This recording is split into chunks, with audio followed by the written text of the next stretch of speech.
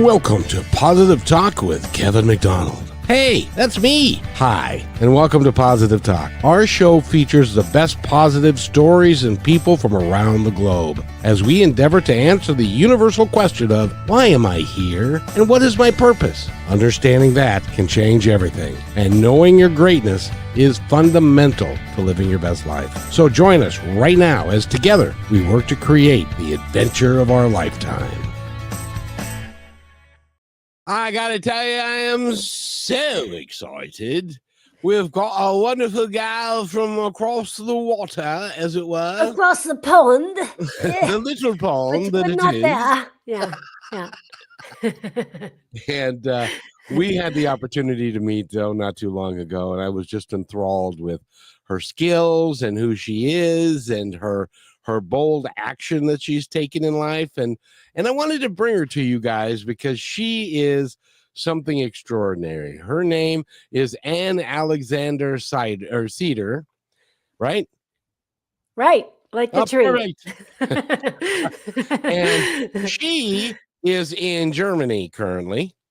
And so for her, she just had a delicious dinner that her husband prepared. For me, I haven't had breakfast yet, but I'll get around to it. Oh, no, you can't start work on an empty stomach. Well, I do. Well, that's what coffee is for, you know. And Okay, all right. Get that everything flowing and going. Yeah. Now, she is an actor and a coach and a podcaster. The name of her podcast is Act Bold.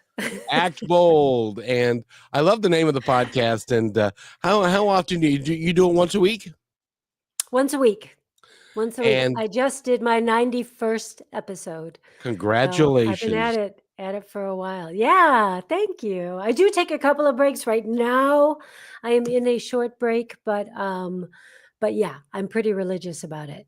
So well, and you know I don't know if you've heard the statistics, but there are a lot of podcasts out there, and a lot of people say, and I get them all the time, I want to do a podcast. And it's like, yes. How committed are you?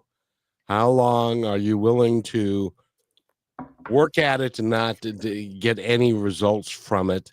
And then they say, oh, I'm dedicated to it. Well, the fact of the matter is there's something called podcast fade. And yes. podcast and what is it like after the third episode or something? Yeah, between 3 and 20, people go, yeah. But I thought I was going to be Joe. Oh, there's a lot of work. It is. Right. It's a lot of work. It takes time and I dare I say it, my dear, it takes some skill. Yeah. Yeah. Also. Yeah.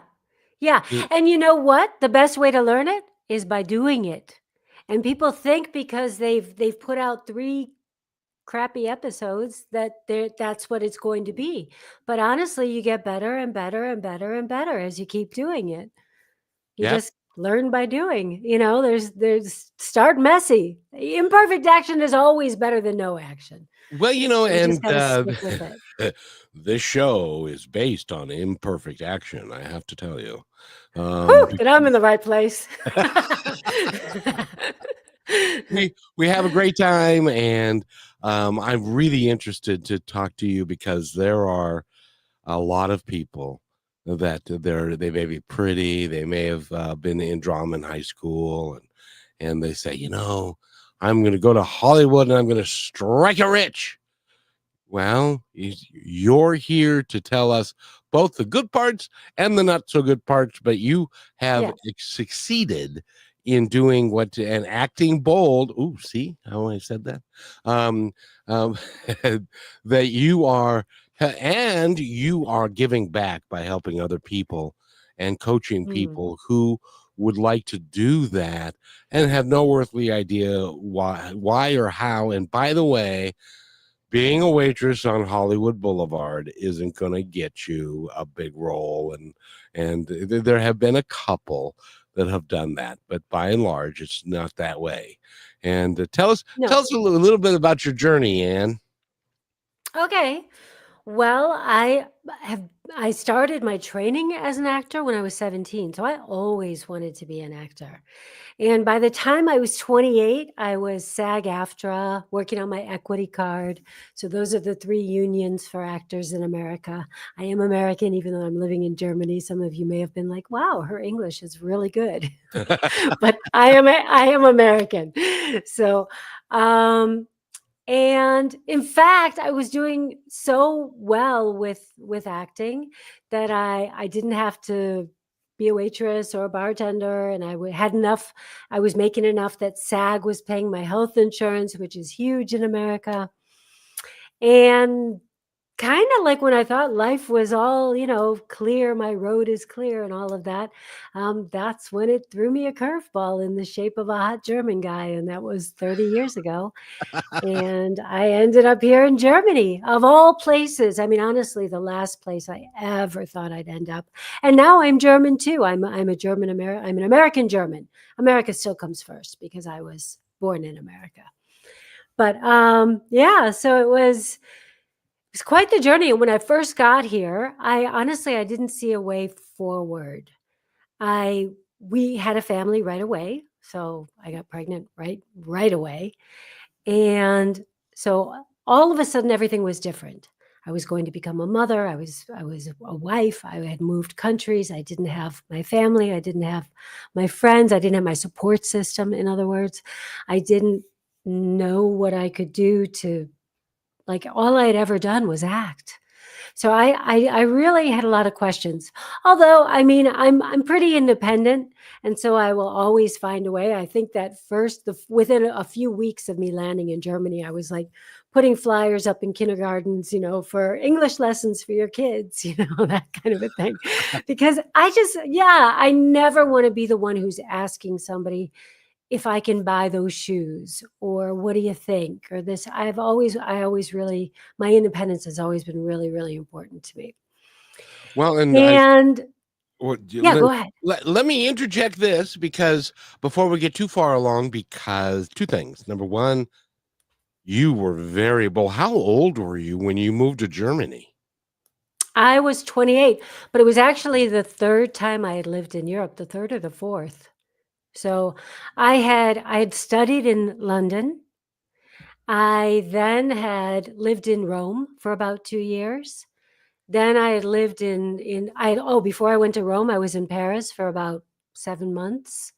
Then I was in Rome for almost 2 years. Then I went in between. I was always going back to Chicago, which is what I consider my home base.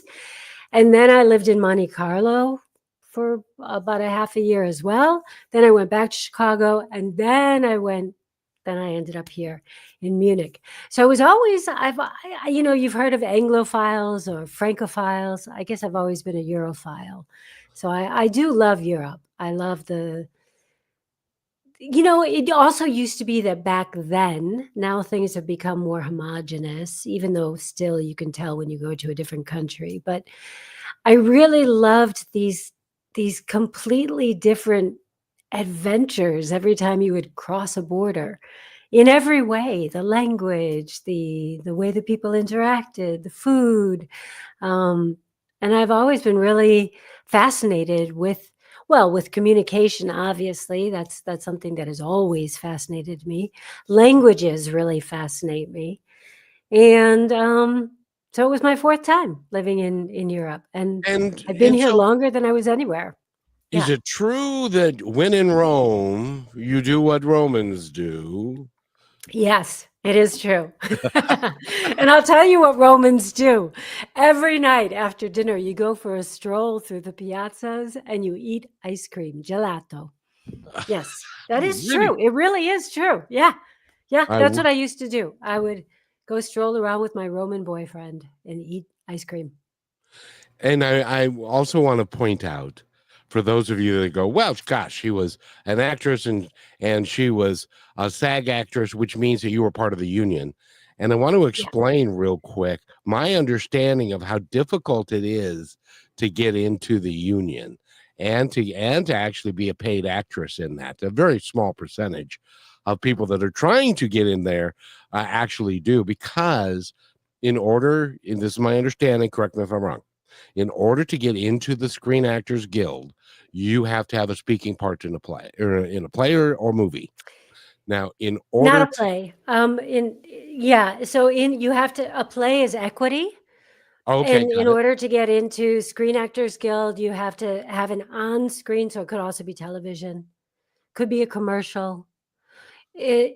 I think you can also get it through extra work if you have like 5 featured roles, 5 featured extras. I don't know. I had it through, a speaking role in a film. My very first film was in Defenseless with Martin Campbell was the director. He's done some James Bond films since then, just a little director, and starring Barbara Hershey Oh, and Sherry North, and yeah. And I mean, I had one line. I walked in, I was carrying a briefcase. I think I asked if somebody was there. I mean, it was, I was all of 19 years old, 19, 20, playing a young professional.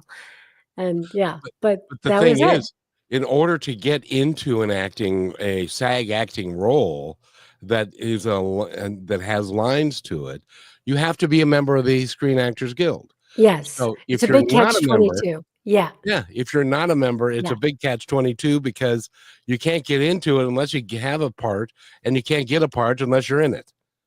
Yeah. Although there are some new interesting twists to that for those of you who are trying to get into Screen Actors Guild. You can produce your own web series, and Ah. there's a loophole with that. So there's some interesting new ways to get in, but of course it's not easy. It's and by design, Yes.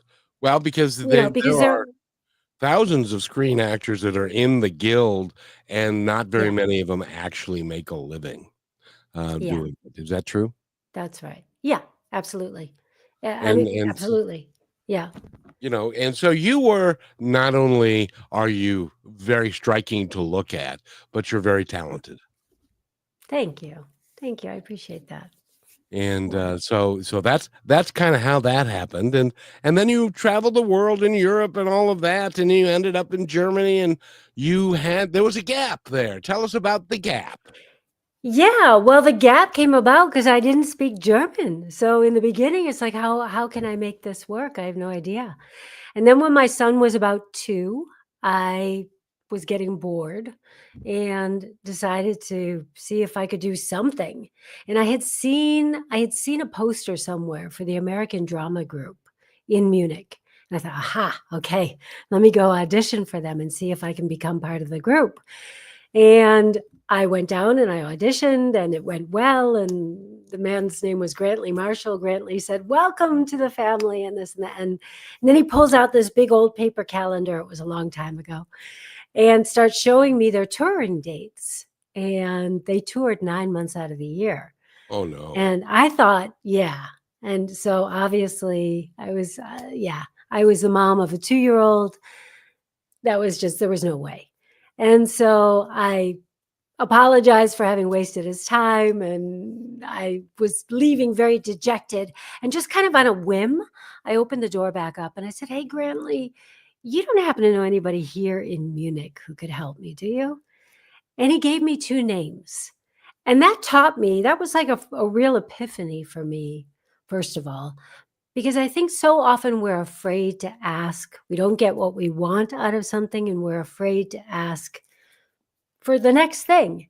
And it was an easy ask. It was a easy in that he could have easily said no, but he didn't. He gave me 2 names, but I don't even think he gave me their numbers. I think he just said, "Look those 2 people up." And so it was super easy, no skin off his it wasn't he didn't have to do anything other than think.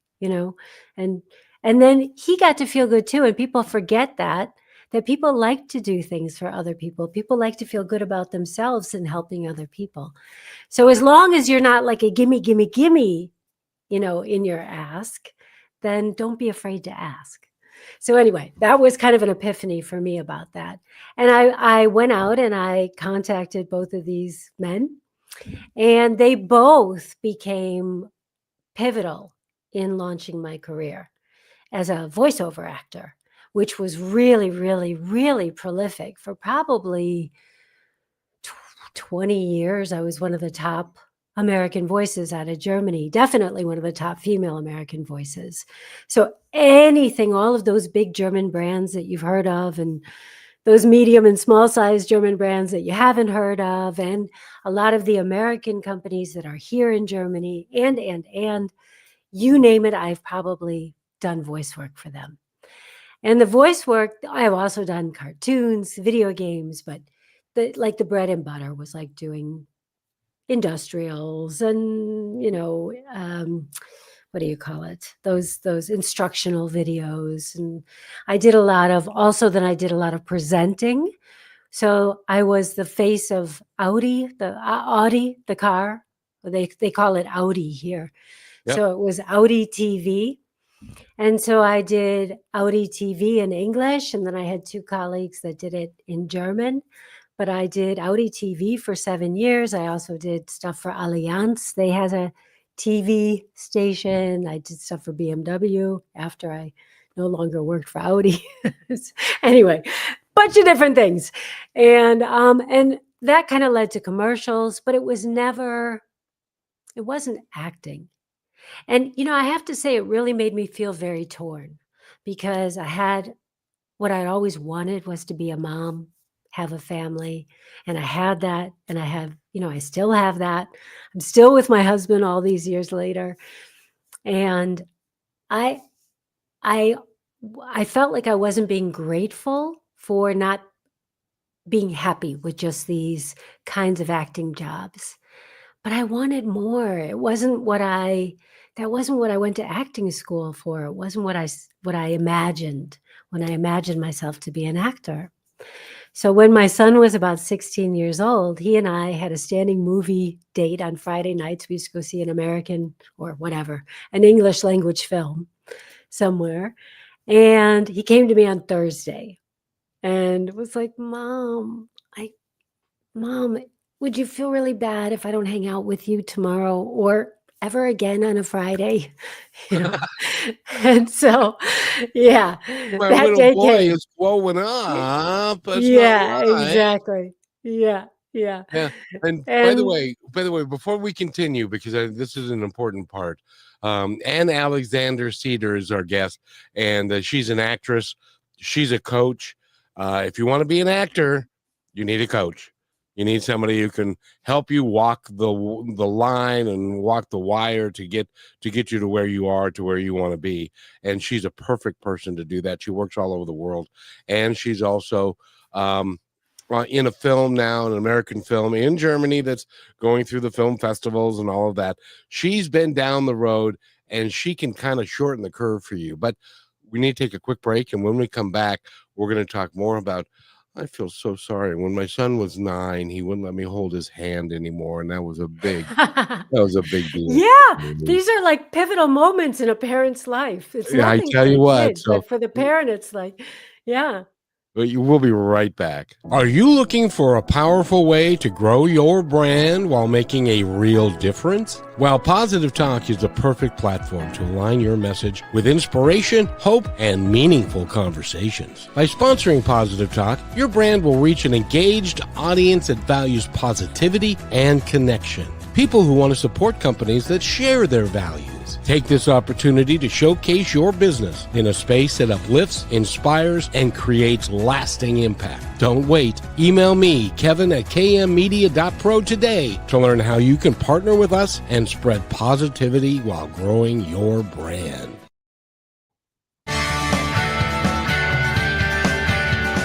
And welcome back to Positive Talk. My name is Kevin McDonald, but you knew that. And Alexander-Sieder is with us, and she is an actress. She is our actor. I never understood that. And explain. You'll have to explain that to me. The difference between being an actor like everybody or an actress, and is it just semantics? And anyway, she's also It's a just podcaster and a coach. semantics. Yeah. Yes. Yeah, it's just semantics. I say actor, but yeah, I'm not offended if someone calls me an actress. It's fine. It's So- just yeah. Go ahead. So you were 16, your son was 16, and he said, Mom, I've discovered that there are girls in the world, and Friday night Yes, is a prime, and I don't wanna social be out activity with time. you. Yeah, and Exactly. so you now had Friday nights free, and you had to come up with something new for yourself. Well, what happened was I had the whole weekend free. So and this was the because I think my husband was away golfing or something, and it was all of a sudden like, "Ooh, okay." So, it was the first time I had asked myself, like, "What do I want to do?" Because I had always, for the past 16 years, thought 17 years, before he was born, "What do we want to do? What are we going to do this weekend? Always we. And because I had the weekend to myself, I thought, "What do I wanna do?" And I guess I coulda drawn a bath and poured a bottle of a glass of wine, but my idea of a good time is taking an acting workshop. So just on a whim, I sat down and I Googled acting workshop Munich English, and one popped up. There was a coach out of LA teaching an acting workshop starting the very next day, and there was one seat open. And I whipped out my credit card, I signed up for it, and I left that workshop 3 days later, not realizing that for 16, 17 years, this pilot light had been burning inside of me, and all of a sudden it just combusted into flame and reminded me why what I was meant to do, what my passion is. And it was kind of a no turning back thing. I think, by the end of the workshop, I knew I needed to give my acting career another shot. But at this point, I was 47 years old, still an American, still living in Germany, no current showreel material, no industry context, no clue about how to make that happen. And so, what I did, which has led to me creating another course around this, but what I did was I realized that one of the things that was slowing me up was I was so rusty. I hadn't really acted in 16 years, not really. And so I needed to, first of all, get my skills sharp again. And maybe even more importantly, get the confidence in my skills back again. And so that left me with my second challenge. And that was to, I could fly to New York, LA, London, get amazing training from amazing instructors. But that was obviously going to be very, very expensive, time and money wise. And even though my son didn't want to hang out with me, I still was his mom and was still had to get him up and, be there for him emotionally and all of that. And so that wouldn't work. But the problem always presents the solution if you just keep asking questions. So the question was, how do I get the training I want here in Munich? And so I picked up the phone. It was that long ago.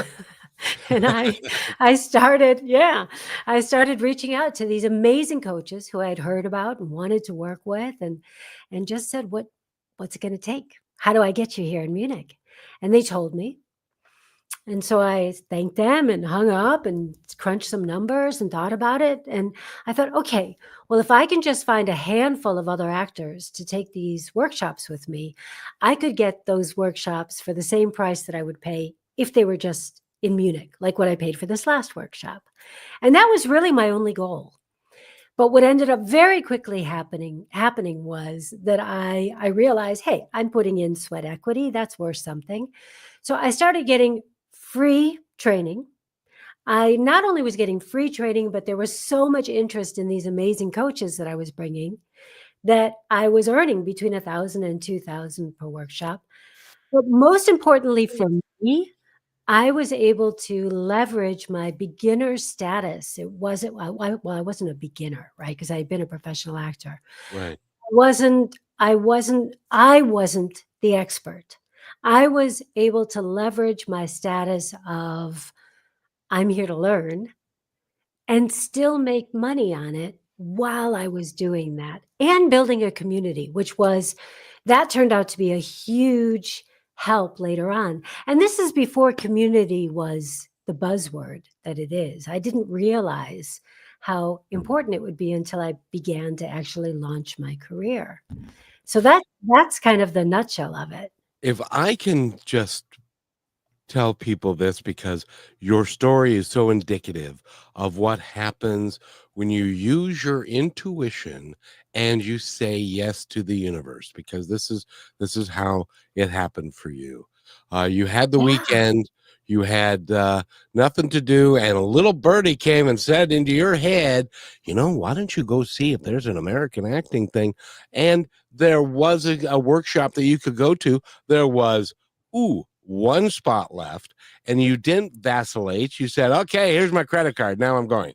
And that's how it works if you are aligned with everything that you are, because then all of that happened, and then that led to, and so I just Yes. wanted to point out to everybody that while your story is unique, it isn't non-duplicatable.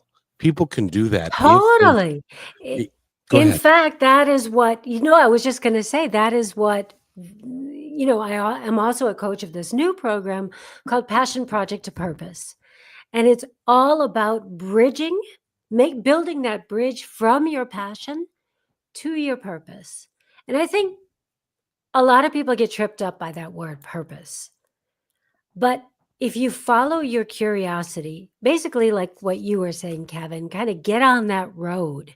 Be open to what the universe is opening for you, but move towards it. You won't get anywhere if you don't start taking steps. You have to start taking those first few steps. Yep.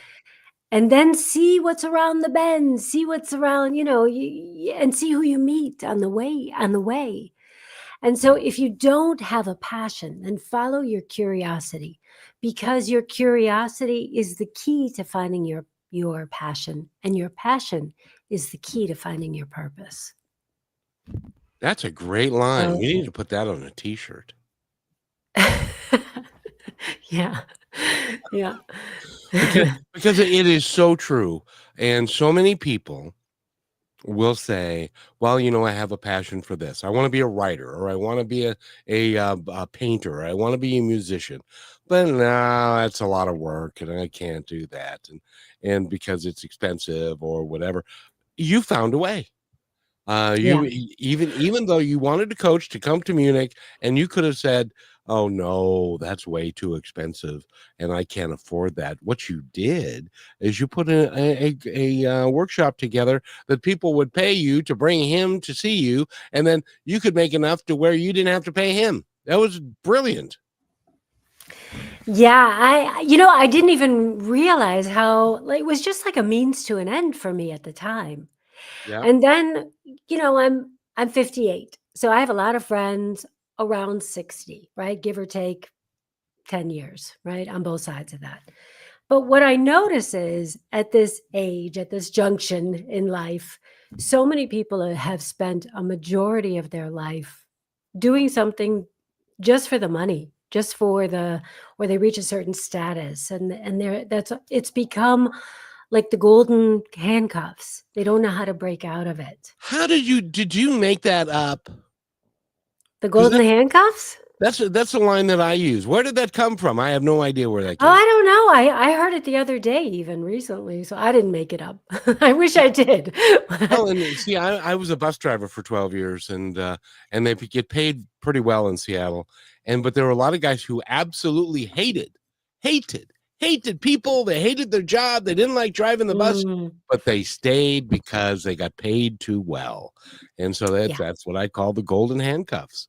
And you've got to break yeah, out of that to live the life that you really want to live, or you're going to end up being a crabby old man bus that's driver. right. It's so true. Yeah, it's so true, and we see them all the time, right? Oh yeah, You can tell when someone enjoys their job. And that is also a choice. I believe that. There are three things we have control over in our lives, and that's it.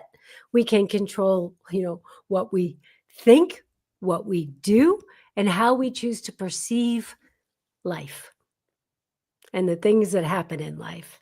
And that's it. But it's all of it is a choice. You can exactly. decide. And Yeah. and when you look at it from a positive perspective, that is a wonderful freeing experience. that you get Yeah. to choose whatever you want to do. You get to choose. Yeah. Yeah. I think some people are born pessimistic and they have to really fight, right? It's a fight to see the sunny side. But it is always still a choice. And the words we tell ourselves are so, so powerful. And I think people don't realize how much power they have on their own lives, to make or break it. One of my favorite quotes from Henry Ford is, "Whether you believe you can or you can't, you're right." So I love that. Yeah. That It's is a so good one, true. right? By the way, we are Yeah. talking with Ann Alexander-Sieder, and we need to take a break. And when we come back, I want to talk about her acting, what she's doing now, and her podcast, which is of note, and you need to listen to it. And don't worry, it's in English, I think. And Yes. Yes, it is. Yeah. And and passion project to purpose. We can talk about that too. Yeah. exactly. And we will be right back after this from Brushwood. You're listening to Brushwood Media Network, the best in syndicated talk, news, and entertainment shows. As you go about your daily life, look closer. As you gather with family and friends who love and support you, look closer. There are youth right in your community who don't have the home, warmth, and healing you have. So look closer. Every year across America, a staggering 4.2 million youth are homeless or trafficked. And for 50 years, Covenant House has worked relentlessly to keep them safe and protected.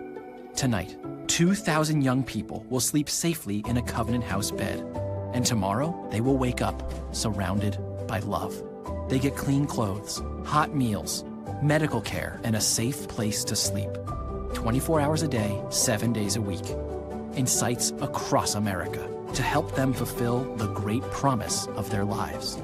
So look closer at Covenant House. To help or get help, go to covenanthouse.org.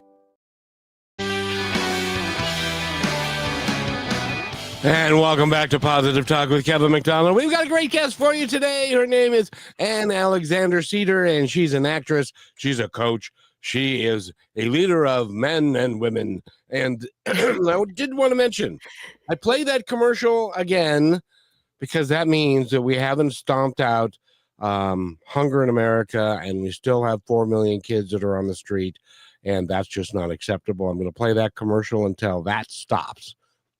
So you can look here to see when that stops, because that's when I'll stop playing that commercial, because Covenant House does a good job. But more importantly, we as a country need to do a better job of taking care of our kids. They're our future, for heaven's Really sakes. a poignant commercial. Brought tears to my eyes.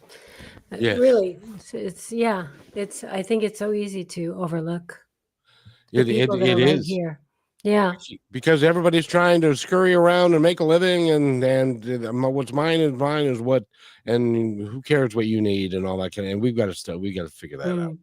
So, but anyway, we're talking with Ann Alexander-Sieder, and let's what would you like to talk about next, my dear? Well, I think the thing that's probably most useful to people is to kind of understand how maybe they could build their bridge to doing what they want to do. Because I think most people, I don't know how many actors you have listening to this, but I'm happy to help them as well. But I'm a career coach for actors, so I don't teach acting per se. I mean, though that does come up obviously in what I do, but it's really about the business of being an actor. And it's also super niche because I work with trained actors who've been in the business for at least a couple of years and still are not getting seen for the kinds of roles that they know they can do. So it's super, super niche. And so I don't know how many listeners you have in that category. But what I was saying before the break is I know so many people who have a joy in other things that they don't know how to monetize, that they don't, and that the reason they don't know how to do it is because they think that they need to be the expert. They need to either be the one teaching or doing in order to make that their living or make that a meaningful part of their life. And what I found is, and this came up again and again through conversations, I would have a girlfriend tell me she would love to have been a chef, a pastry chef. And, but and now she does this and that. But she still loves to, do her little pastry stuff. But her dream is truly to do specialty cakes. And so I was like, yeah, but you could do that. You could totally find a confissier or a confissiere, I don't even know what you call it, a bakery person, a pastry chef. Right? You could totally find one of those. There are a million pastry shops in every city. If you're in a big city, I take it back. Yeah. But if you're in but even if you're not, think about the opportunity that you are offering to someone else to come to your city. And you could always work out the logistics, about where they'll stay and this and that and da-da-da. And really all you need is a handful of other people. So I think unless you're living in a town of 200, you should be able to find a handful of other people that would be interested, whether they want to do it as a living, as she did, like, create these great specialty cakes, or they just want to be able to make amazing cakes for their own child's birthday or for their friends and family, or, whatever it is. So I think people, they see the challenge, they see the problem, and all of a sudden this problem grows into a mountain. And then before they know it, they're looking at the whole range of the Alps, and they don't know how to get over that. And they forgot that before you even begin to climb the mountain, take it back. What's the first thing you do? You make sure you've got the right gear. You make sure that, you've got your map. You packed your lunch, right? In other words, you make sure that you tackle the first challenge first instead of the biggest challenge first. And not let it start with overwhelm you. And not let it overwhelm you. Exactly. And so I always say there were like 3 phases to these curating coaches. So the first phase was all about just getting my skills sharp again. And, that's really what that was all I was interested in that first phase. It had other benefits, but the only one that I was interested in was getting my skills. And once I felt like I had that, then I was like, okay, done. Never will do another workshop. But then when I realized that I wasn't being cast in the way that I wanted to be cast, so they were only seeing superficially, how I come across, and they weren't seeing me in my, that I'm animated, I'm playful, I have a sense of humor, I'm a little bit mischievous, all those things that are also a huge part of my personality. All they were seeing is they were looking at my headshot, and I can come across as pretty intimidating and pretty strong. So I know that, right? But I didn't know it then. So it's so interesting. The more you understand your brand as an actor, the more you know what to dial up and what to dial down. Long story short, I knew I had to change my branding. And the way I wanted to do that was by creating a short film once a month. I guess I'm a once a month girl. Really? I was like, that's a lot. A short film. That's a lot of work once a month. Yeah. Well, I mean, when I say a short film, some of them were 2 minutes long, 3 minutes long. Some of them were 9 minutes long.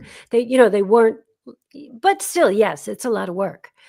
And it's expensive because in order to entice a good DOP, you have to have great equipment, and you can't expect them to pay for their travel or to pay for their food. I mean, that's the bare minimum, is to feed everybody on set. And so feeding, say, 10 people, even if it's a very small crew, it can be expensive, right? Sure. So I thought, okay, well, those workshops, I was earning, $1,000, $2,000 per workshop. Let me see if I can put a couple together real quick and get the money I need to do what I want. And that was sort of phase 2. And I use them for that.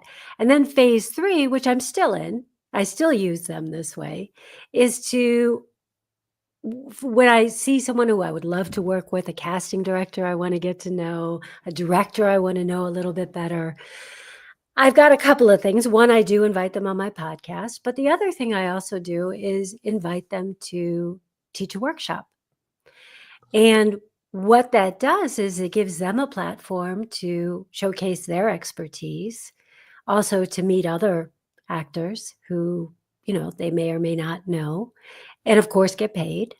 And so all of a sudden, I'm not this needy actor wanting them to notice me. It just naturally comes up in conversation. And if I want to participate in the workshop, it comes up even more because I'm there acting. So it's a way to level the playing field. And especially in an industry when you're this tiny little actor, and there's this huge casting director, and there's a lot of intimidation, and what do I say? And people are people. And if you can just bring it down to a level where you can look each other in the eyes and try and find common ground.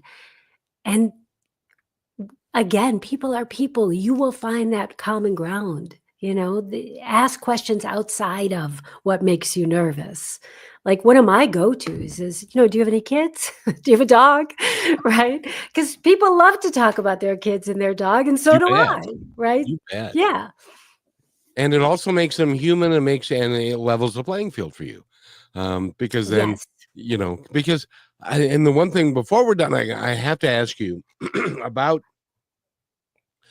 casting directors. They've got an ultimate power. I've got the ultimate power over somebody, and especially with women and young women.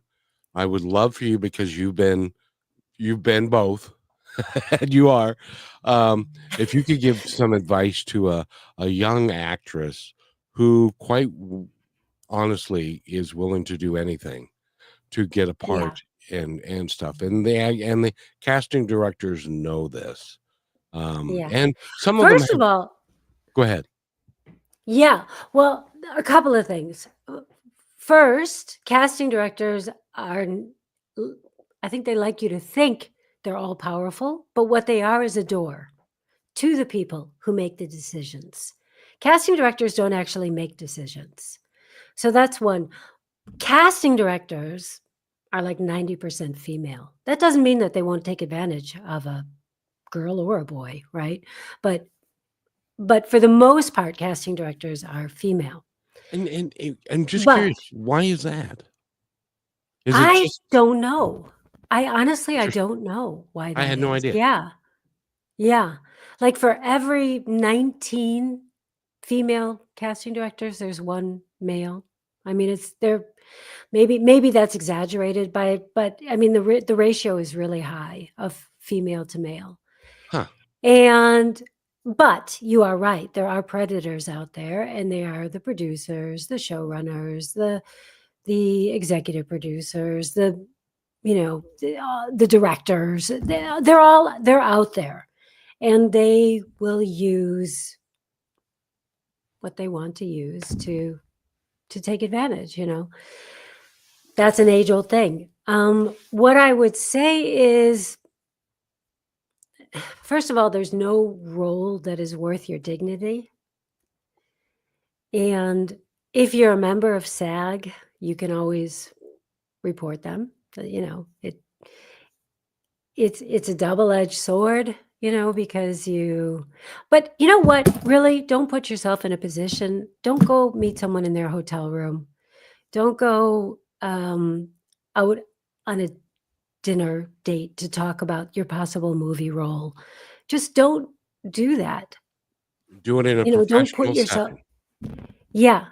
Yeah. Have a breakfast meeting in a busy place. You name the place, Exactly. tell, And yeah, and show them that you value yourself, that you are not willing to prostitute yourself for it. You and will if the be respected. if the creep factor is there, and women have got great intuition, if your creep meter is rising when you're having this don't stay. There are other parts, there are other jobs, there are other places you can go, and if you're good, you will work Yeah. at one point. So And honestly, if all he wants you for is that anyway, there's no guarantee you're going to get the role anyway. I So wouldn't that just suck? If you did something that you did not want to do that was out of character, and then they said, "Well, you know what?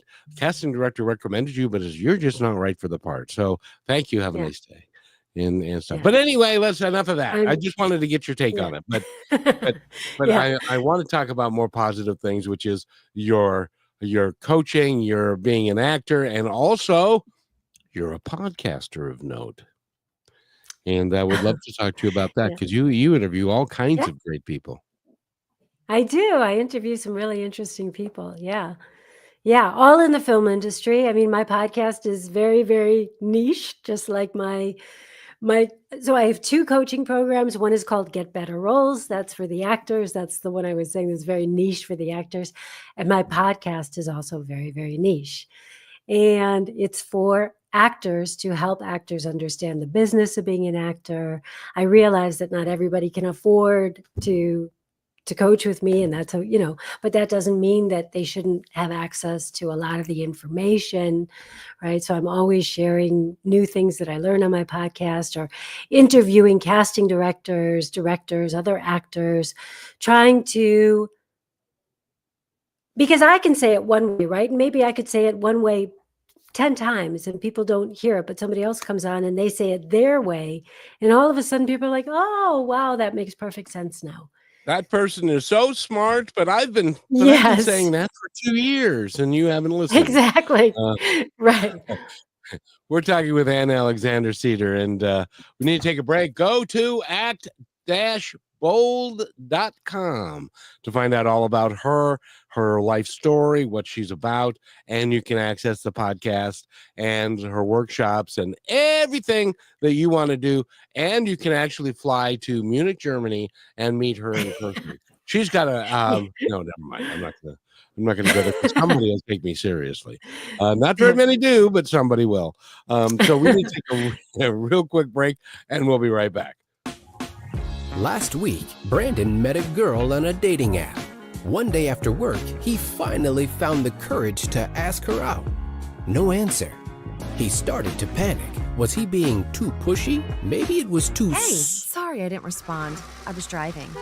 I would love to go on a date. How does tonight sound? Brandon tried to play it cool, but inside he knew. A girl so smart, so responsible. She must be a keeper.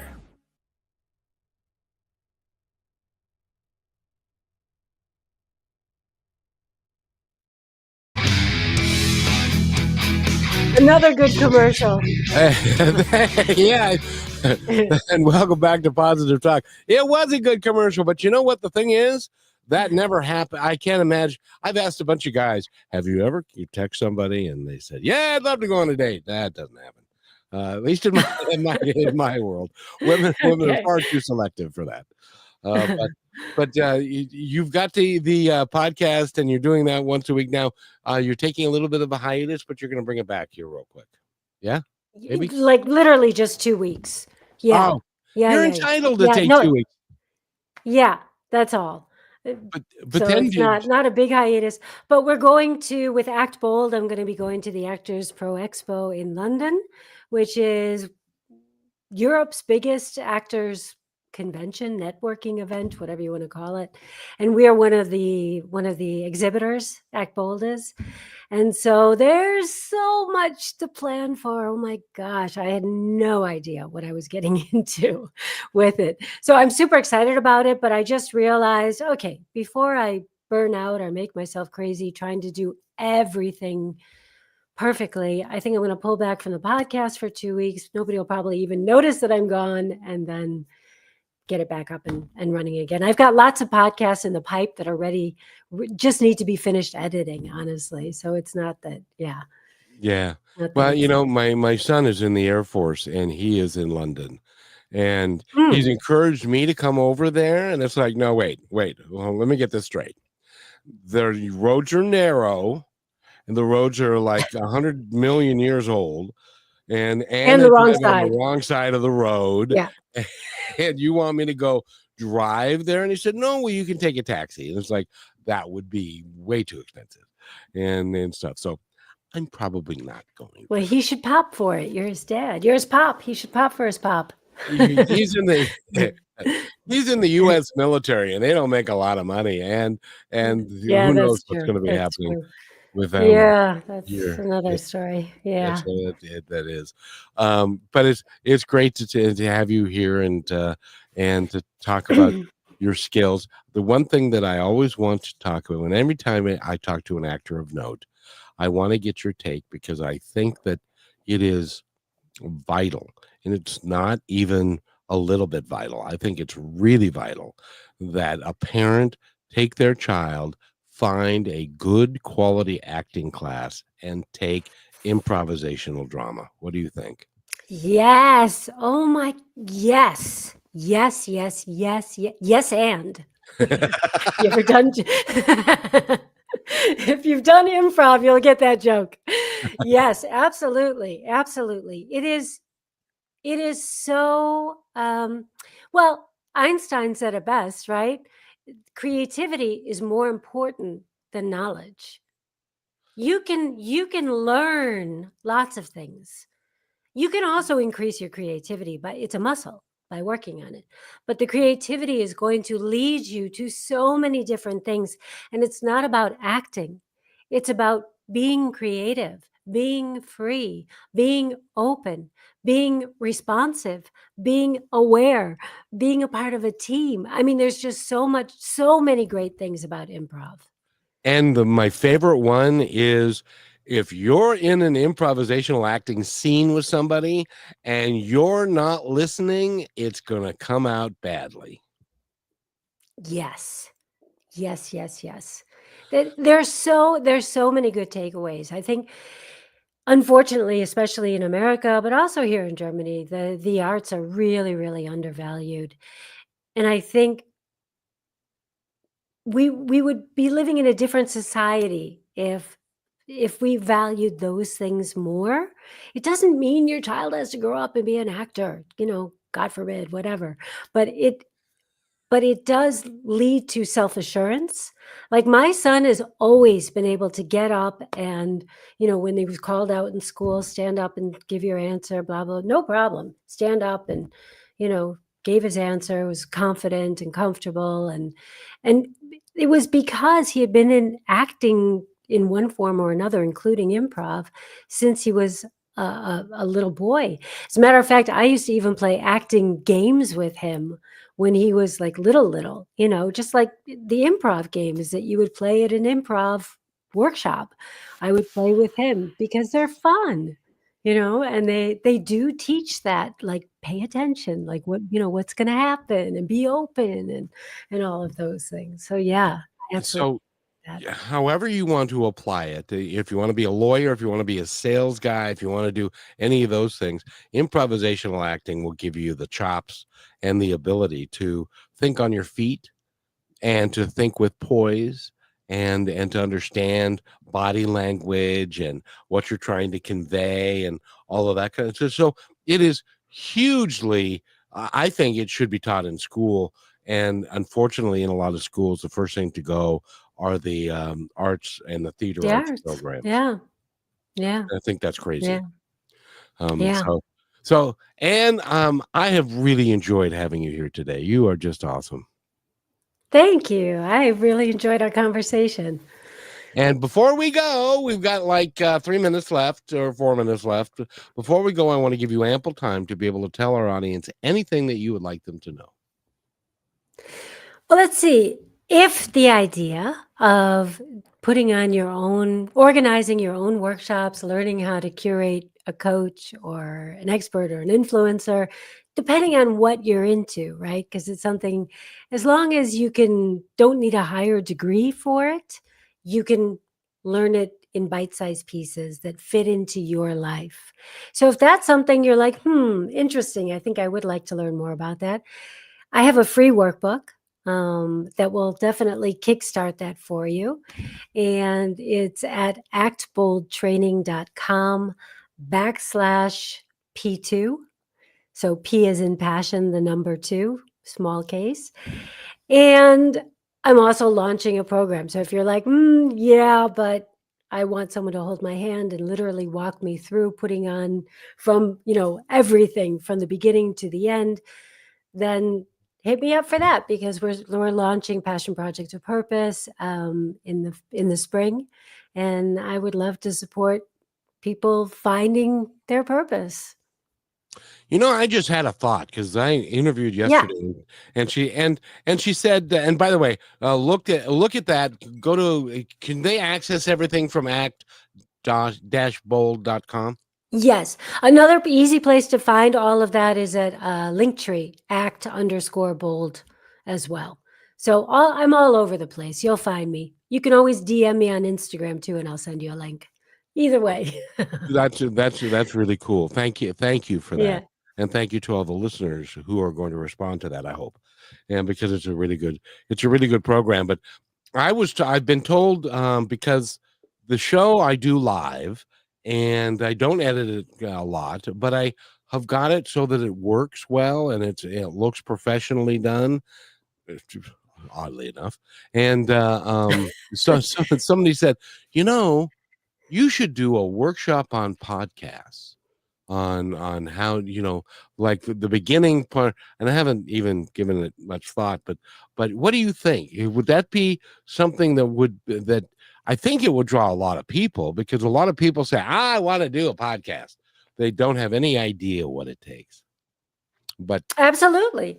I mean, being a coach is, I think that absolutely you have the chops. You've been doing this. You could definitely have a lot of, be able to give people everything they need to get started with podcasting, enlighten them on what it really takes. And, from everything from technical stuff to how close to be to your mic and, right? How to edit, the equipment, all of it. I think that you would be an amazing resource for them.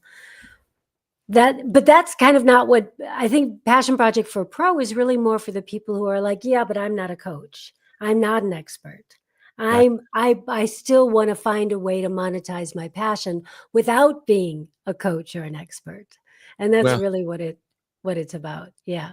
And if you can help people monetize their passion and take away the thought that I can't do it because it's too expensive and I can't pay for it, or I have to have this full-time job and so forth, and they've got the whole golden handcuffs on. If someone can talk to you and you can help them figure out a way to monetize it and to make it work for them, that's golden all by itself. Yeah. I mean, it really is. It's a way to build that bridge. And whether you earn your, if you take enough workshops, you will be expert at whatever it is you're interested in, right? You learn enough about it, you do it enough, you will become an expert. And you'll know when that day starts to happen, because people will start to come to you. But the other beautiful thing about it is that it builds community. And I think I'm opening a whole can of worms here, but as adults, especially adults with grown children, it's hard to make new friends. No, it really is. It really is. And it's a wonderful way to create real friendships based on mutual interests with people that you probably never would have met unless you had done this. Well, and if you put together a workshop, correct me. Well, dang it, and we're running out of time, so I don't want to open up a whole. I knew I was opening. Yeah. You have to have me back on again. Yeah. Will you come back? I will, for sure. I will. Yeah. I would love to have you back, because there's so much more to talk about. As an example, you can put together a workshop, invite the expert that people can then gather around, and all you're doing is facilitating everything, and you don't have to be the expert to do that. Exactly. That's what Passion Project Purpose teaches people how to do.